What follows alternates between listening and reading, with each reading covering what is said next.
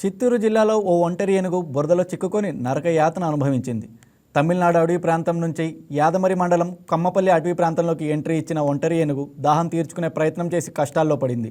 విషయం తెలుసుకున్న అటవీశాఖ అధికారులు 11 గంటల పాటు శ్రమించి ఏనుగును క్షేమంగా బయటకు తెచ్చారు.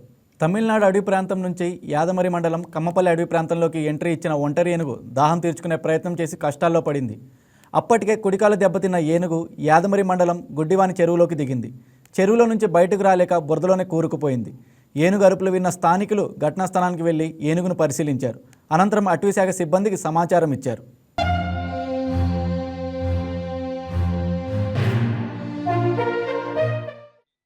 కుంకి ఏనుగుల సాయంతో ఒంటని ఏనుగును బయటకు రప్పించేందుకు తీవ్రంగా శ్రమించారు. అయితే ఏనుగు కుడికాలు విరిగి ఉంటుందని భావించిన జూ వైద్యులు మత్తు ఇంజెక్షన్ ఇచ్చి రెస్క్యూ చర్యలు చేపట్టారు. ఏనుగు నడుముకు బెల్ట్ కట్టి ప్రొక్లైన్ కుంకి ఏనుగుల సాయంతో ఒడ్డుకు చేర్చే ప్రయత్నం చేశారు. దాదాపు 15 గంటల పాటు ఆపరేషన్ గజ నిర్వహించిన అటవీశాఖ అధికారులు పోలీసులు ఎట్టకేరకు ఒంటరి ఏనుగును సేఫ్ చేశారు. ఏనుగు కుడికాలు దెబ్బ తగిలినట్లు గుర్తించి లారీలో తిరుపతి ఎస్వి జూ పార్కు తరలించారు.